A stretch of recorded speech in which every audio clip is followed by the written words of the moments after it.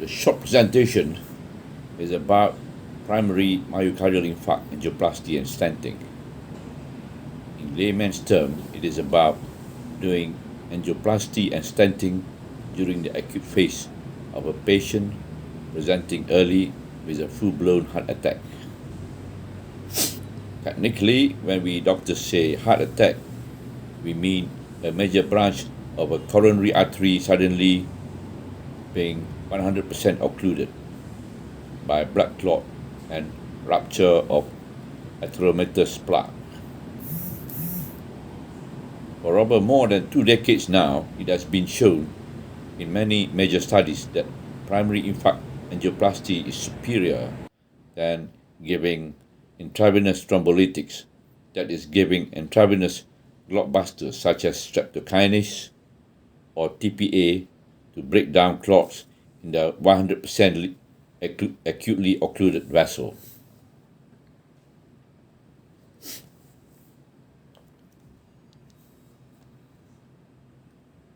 In this presentation is about a 70-year-old Malay man who got presented to our ER about 6 months ago with an acute onset sudden feeling of fairly severe chest discomfort, central in location, and he complained also of having cold sweat and feeling dizzy due to low BP and feeling breathless.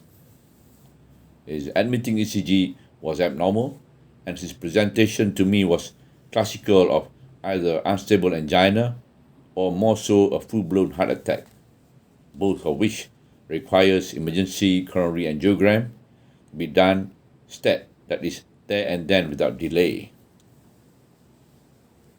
In this kind of situation, time is of the essence because times mean muscle. The more time we spend doing nothing, the more muscle is lost.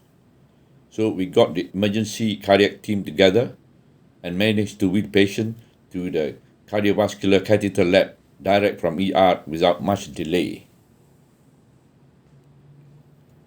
Under just oral sedation, I inserted a two-way valve into the femoral artery in the groin region after doing it with an aseptic technique. It is a relatively painless procedure. After careful cannulation of the left coronary artery using a small soft catheter called guiding catheter and prior injection of contrast media, I noted that this gentleman had total occlusion of his left anterior descending artery and miraculously about 5 millimeters away from the left main artery, which is lovingly called by us as Widowmaker's Junction. This is a double major heart attack, as if left unopened, mortality rate is very significant. Through the guiding catheter, I managed to pass a 14,000 of an inch diameter guide wire made of usually stainless steel or alloy to go past through the occlusion, but most important to remain within the left anterior descending artery beyond the occlusion, because perforation of wire out of the vessel lumen at any time would cause major problem. Having passed the wire through the occlusion and making sure the wire is within the vessel lumen, the cardiac team sighed with relief, for half of the battle has been won. Using the metal guide wire as a guide and railway sleeper, a small balloon was tracked up and placed exactly at the exact site of occlusion. When the placement was found to be satisfactory, it was deployed under pressure of about 8 to 10 atmospheres to tunnel up a lumen. In this patient, some debris from the blood clots at the site of the occlusion are seen to move down into the mid-left anterior descending artery downstream. In this case, after the prior dilatation at the occluded site, I brought my balloon downstream and redeploy more pressure to break the clot. Next, we take the pre-dilatation balloon out and insert a stent balloon, and likewise place it exactly at the initial occlusion, at the site of the initial occlusion. The stent balloon was deployed at a much higher pressure of about 10 to 14 atmospheres to fully open up the stent well into the wall of the vessel, and the balloon is deflated and taken out, leaving the stent in situ acting as a scaffolding. Admittedly, I could see that the distal downstream of the left anterior descending artery were not fully open, but I accept this as part of the problem since there were embolization of small clots from the site of the occlusion to the distal circulation, and I accept this result.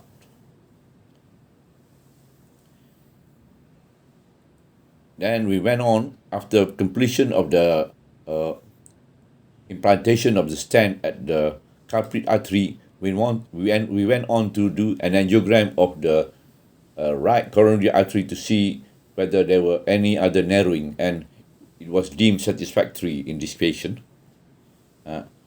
Patient was wheeled back to the coronary care for 1 day and subsequently followed up in the cardiac ward for another 1 or 2 days.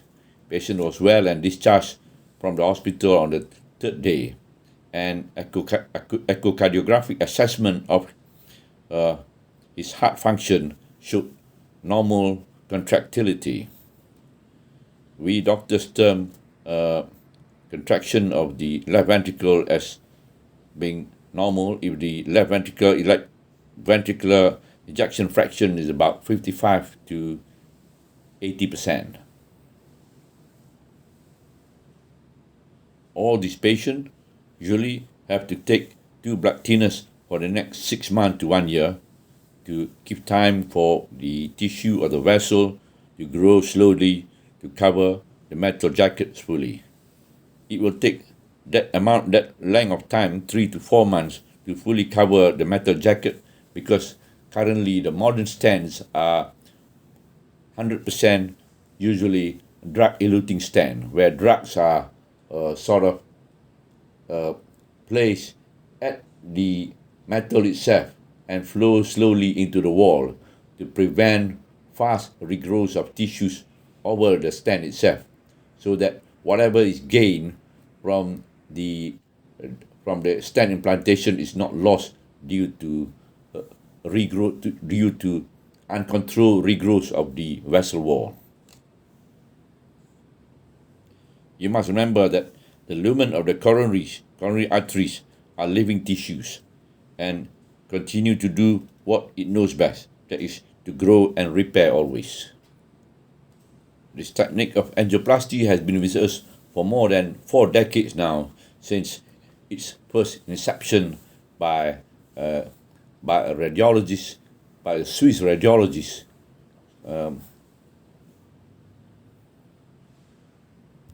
by a German radiologist called Grunzig, way back in 1980s, early 1980s.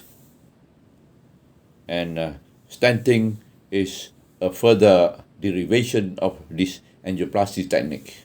It will probably remain with us for many decades to come, with much better improvement from year to year.